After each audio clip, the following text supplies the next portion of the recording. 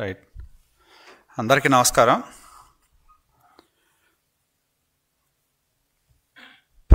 ఆంధ్రప్రదేశ్ ప్రజలు చారిత్రాత్మకమైన తీర్పునిచ్చి కూటమి ప్రభుత్వానికి అధికారాన్ని అప్పచెప్తే జగన్మోహన్ రెడ్డికి 11 సీట్లకే పరిమితం చేసిన ఆయన వైఖరి మారలేదు అనేది స్పష్టమవుతా ఉంది.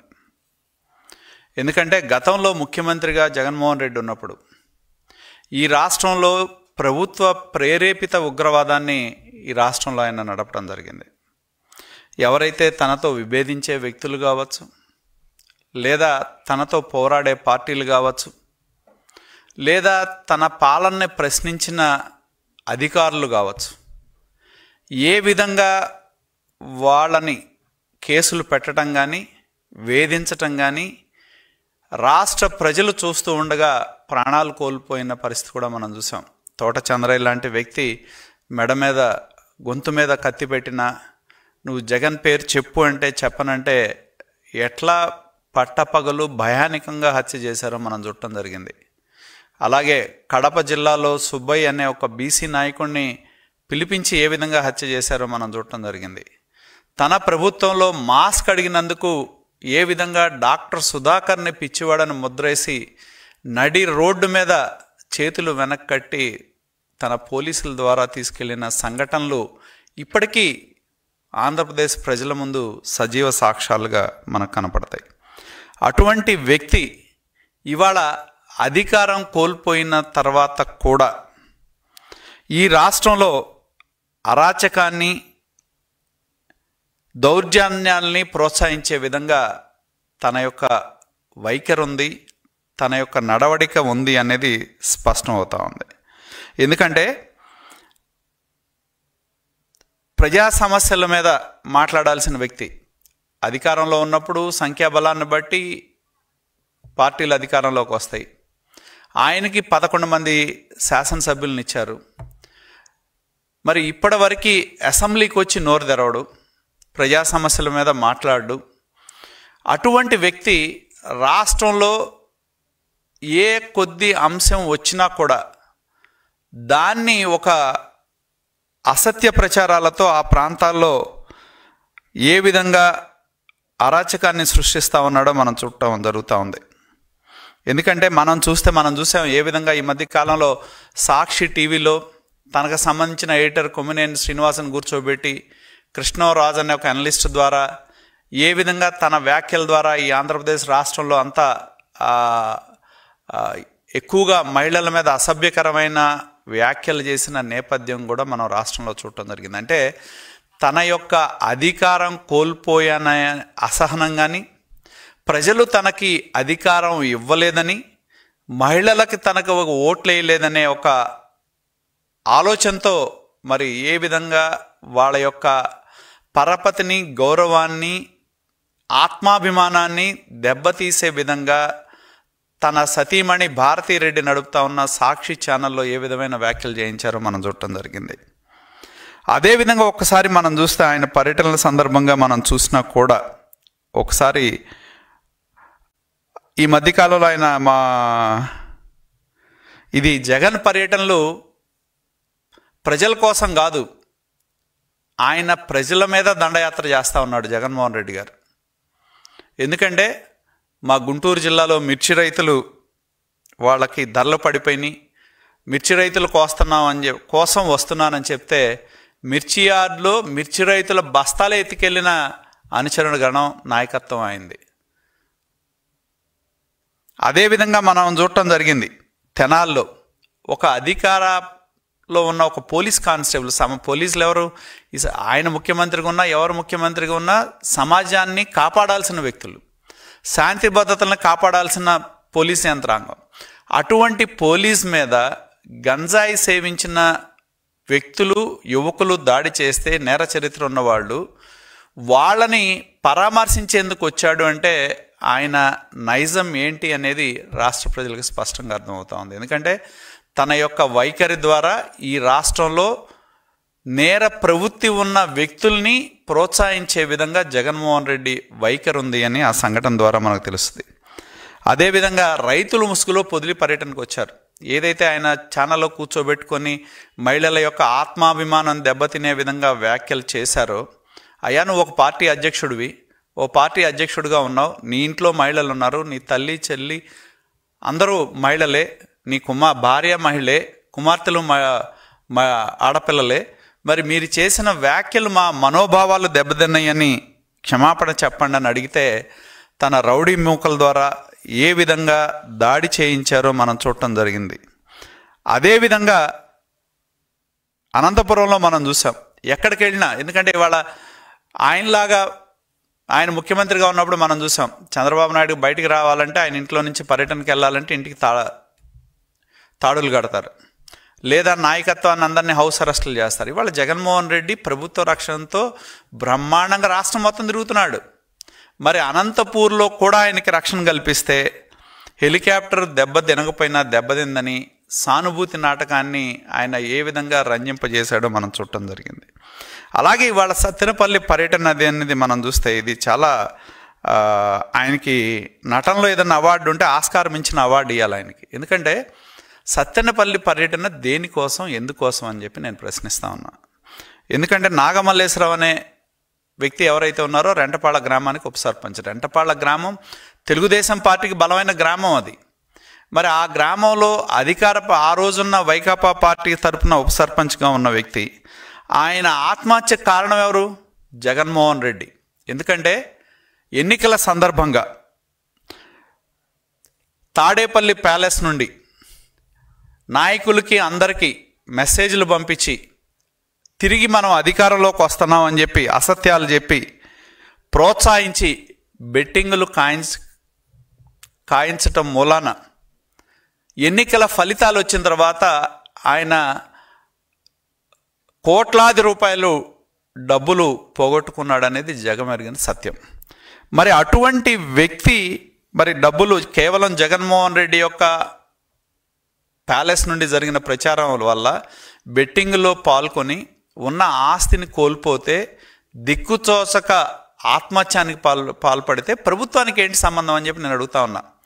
నాకు గుర్తున్నంత వరకు నాగమల్లేశ్వరరావు అనే వ్యక్తి చనిపోయింది జూన్ 9వ తారీఖున. చంద్రబాబు నాయుడు గారు ఎప్పుడు ప్రమాణ స్వీకారం చేశారు? జూన్ 12 అనుకుంటా. అంటే ఆయన ఆత్మహత్య చేసుకునేదానికి అసలు ప్రభుత్వమే లేదు, ప్రమాణ స్వీకారమే చేయనప్పుడు అసలు ప్రభుత్వ వేధింపులు అనే ప్రశ్న ఎక్కడ వస్తుంది? నాకు చాలా ఆశ్చర్యం కలిగించేది అదే. అసలు ప్రభుత్వమే మా ప్రభుత్వం ప్రమాణ స్వీకారం చేయకముందు ఆయన వీటి మీద కోట్లాది రూపాయలు బెట్టింగ్లో పాల్గొని ఏ దిక్కు తోచక చనిపోతే ఆత్మహత్య చేసుకుంటే ప్రభుత్వానికి ఏం సంబంధం? అసలు ప్రభుత్వమే ఇంకా ఏర్పాటు కాల, ఫలితాలు వచ్చినాయి, ఏ పార్టీకి, తెలుగుదేశం పార్టీ కూటమి పార్టీకి మెజార్టీకి వచ్చిందనేది స్పష్టం అవుతా ఉంది.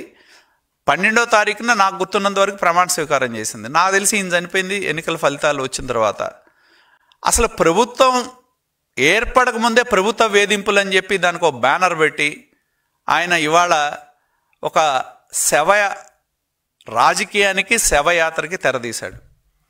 నిజంగా నాగమల్లేశ్వరరావు ఆత్మహత్య చేసుకున్నాడంటే దానికి తొలి ముద్దాయి జగన్మోహన్ రెడ్డి. నిజంగానే ఆయన ప్రోత్సహించకుండా, ఆయన పార్టీ ప్రోత్సహించకుండా ఉంటే బెట్టింగులు కాసేవాళ్ళు కాదు, ఆయనకున్న ఆస్తులు పోగొట్టుకునేవాడు కాదు, ఆయన బతికే అవకాశం ఉంది. ఇవాళ ఆత్మహత్య చేసుకోవడానికి కారణభూతమైన జగన్మోహన్ రెడ్డి సంవత్సరం తర్వాత ఆయన ఇవాళ ఆయన విగ్రహానికి డబ్బులు ఎవరు ఇచ్చారు? వాళ్ళే ఇచ్చారు. ఆయనే ఇచ్చాడు డబ్బులు. ఆయన పార్టీ ద్వారా డబ్బులు ఇచ్చి ఆయన విగ్రహం పెట్టించి ప్రభుత్వానికి సంబంధం లేకపోయినా, ఆయన చనిపోయే రోజుకి ప్రభుత్వం ఏర్పడకపోయినా ఇది ప్రభుత్వ వేధింపుల వల్ల చనిపోయాడని చెప్పి ఒక అసత్య ప్రచారానికి తెరదీసి దానికి ఒక శవయాత్ర చేస్తా ఉన్నాడు ఇవాళ. అసలు ఈ ఆత్మహత్య చేసుకున్నాడంటే వైకాపా పార్టీ నాయకత్వం జగన్మోహన్ రెడ్డి ప్రేరేపించబట్టే ఆత్మహత్యకు పాల్పడ్డాడు. ఈ హత్య ముమ్మాటికి జగన్మోహన్ రెడ్డి ప్రేరేపిత హత్య, దీనికి ప్రధాన ముద్దాయి జగన్మోహన్ రెడ్డి అని చెప్పి తెలియజేస్తా ఉన్నా. ఎందుకంటే ఈ ప్రభుత్వానికి, కూటమి ప్రభుత్వానికి ప్రధానమైన బాధ్యత శాంతి భద్రతలు. కాబట్టి ఎక్కడా కూడా ప్రజల ప్రాణాలు కాపాడటానికి, ఆస్తులు కాపాడటానికి, రాష్ట్రంలో శాంతి భద్రతలు కాపాడటానికి ఈ ప్రభుత్వం ఎంతో ప్రాధాన్యత ఇస్తుంది. స్థిరమైన అభివృద్ధి అనేది ఎప్పుడైనా శాంతి భద్రతలు ఉన్నప్పుడే సాధ్యపడుతుంది. ఆ సిద్ధాంతాన్ని నమ్మిన ప్రభుత్వం ఈ కూటమి ప్రభుత్వం అని చెప్పి తెలియజేస్తా ఉన్నా. ఇకనైనా నేను చెప్పేది ఒకటే, ఆయనకి ఇప్పటికైనా తన వైఖరి మార్చుకొని ప్రజలు ఇచ్చిన తీర్పుని స్వీకరించి, కేవలం ప్రజలు నాకు ఓట్లేయలేదు, నేను అధికారం కోల్పోయా అనే అహంకారం, అసహనంతో ఇవాళ రాష్ట్రంలో రకరకాల పర్యటనల పేరుతో, రకరకాల ప్రాంతాలతో వైషమ్యాలు రెచ్చగొట్టి, విద్వేషాలు రెచ్చగొట్టి, దాని ద్వారా ఏదో మళ్ళీ ఆయన కలగంటున్నాడు అధికారంలోకి వస్తామనేది. ఆ రోజులు పోయినాయి అనేది గుర్తుంచుకోవాలి.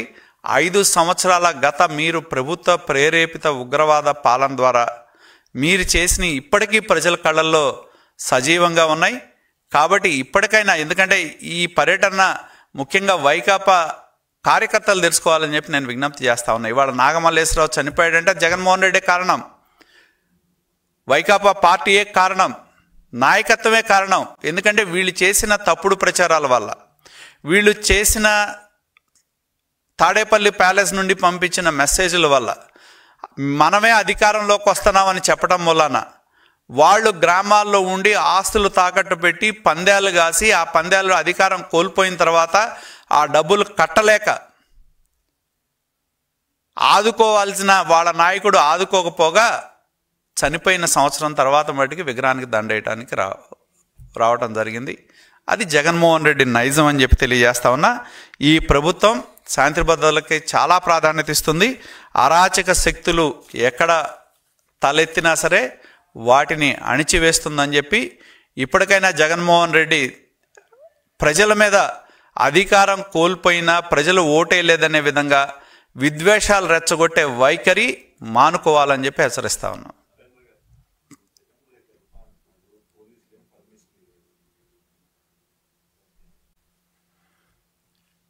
పోలీసులు నాకు గుర్తున్నంత వరకు పర్మిషన్ ఇచ్చారు, కానీ లిమిటెడ్ పీపుల్తో చేసుకోమన్నారు. అది లిమిటెడ్ పీపుల్తో శాంతి భద్రతల సమస్యలు తలెత్తకుండా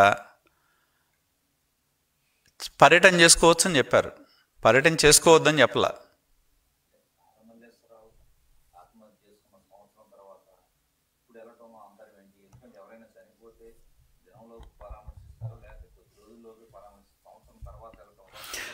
నేను అదే చెప్తా ఉంది, జగన్మోహన్ రెడ్డి పర్యటనలు అయినా పర్యటనల పేరుతో ఏదొక రకమైన శాంతి భద్రతల సమస్యను సృష్టించడం అనేది గత సంవత్సర కాలంగా మనం చూస్తూ ఉన్నాం. అలాగే ఇవాళ కూడా ఏంటంటే లేని సమస్య అది. చనిపోయింది ఎప్పుడు? సంవత్సరం ముందు. ఆయన చనిపోయింది ఎప్పుడు? అసలు మా ప్రభుత్వం ఏర్పడక ముందు చనిపోయాడు. మా ప్రభుత్వానికి ఆయన ఆత్మహత్యకి ఏం సంబంధం అసలు లేదు. ఆయన ఏం చెప్తున్నాడు? ప్రభుత్వం వేధింపుల వల్ల చనిపోయాడని చెప్తున్నాడు. అది వాస్తవం కాదు అనేది అందరికి తెలుసు. కానీ ఏదో ఒక మిషన్ మీద వెళ్ళాలి కాబట్టి, అక్కడ ఏదో ఒక లా అండ్ ఆర్డర్ సృష్టించాలి కాబట్టి ఇవాళ ఆయన పరామర్శల పేరుతో ఇవాళ ప్రజల మీద దండయాత్ర చేస్తున్నాడు. ఎక్కడికి వెళ్ళినా శాంతి భద్రతలు సృష్టించే పరిస్థితి, దౌర్జన్యం చేసే పరిస్థితి తన పర్యటన ద్వారా తీసుకొచ్చి దాని ద్వారా ఏదో సానుభూతి వస్తుందనే ఒక దీనిలో ఆయన వెళ్తున్నట్టు కనపడుతుంది.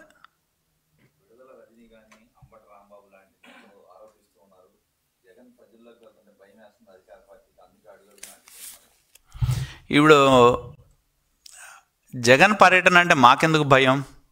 దేనికోసం, ఎందుకోసం? దొంగతనం చేసినాడుకో, దోపిడీ చేసినాడుకో భయం ఉంటుంది. ఇప్పుడు వాళ్ళందరికీ భయం ఉంది.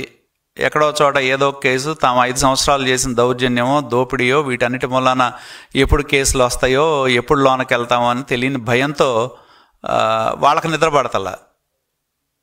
జగన్ పర్యటన చేస్తే మాకేమిది?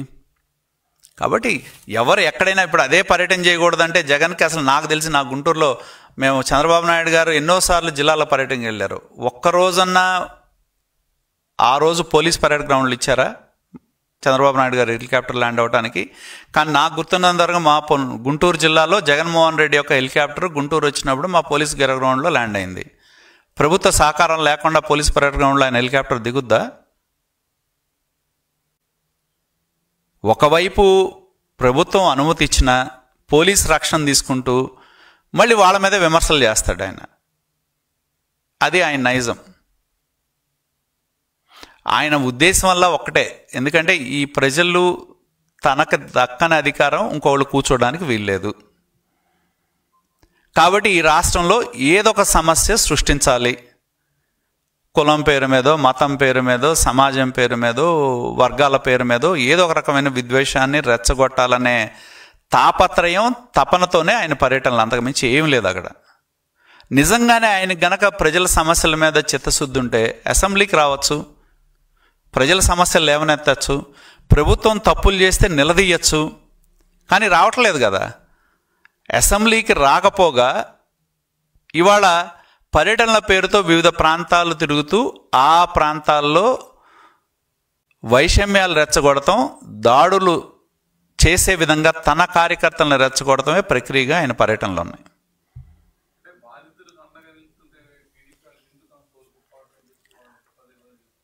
ఎవరు బాధితులని నేను అడుగుతున్నా. నేను అదే ఇప్పుడు నాగమల్లేశ్వరరావు అంశంలో అసలు ప్రభుత్వానికి ఏం సంబంధం?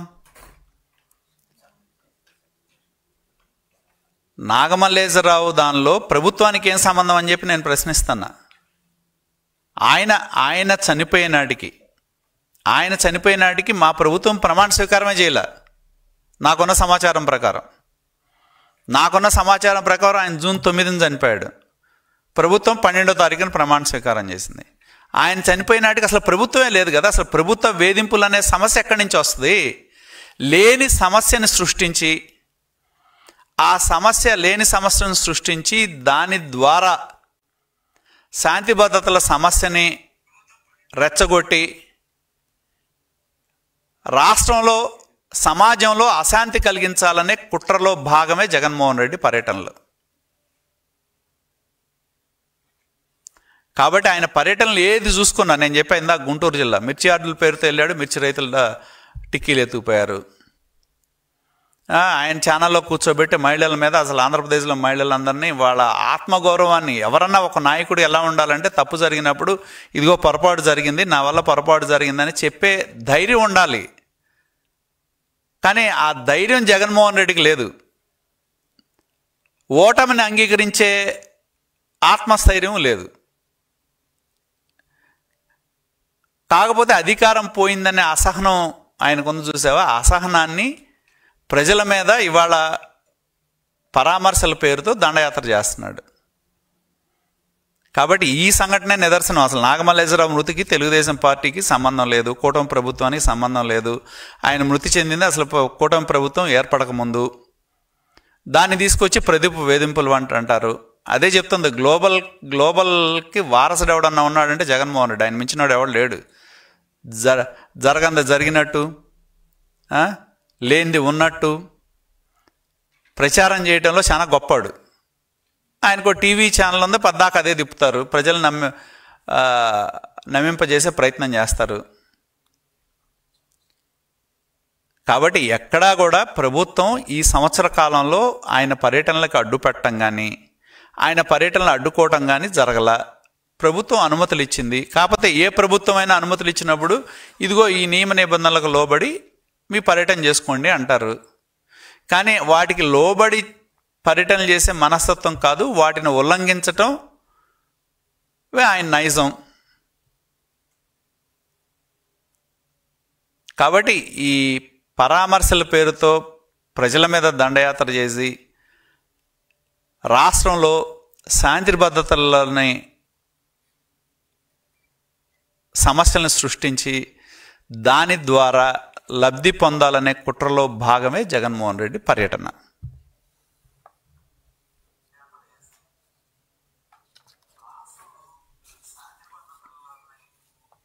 Thank you.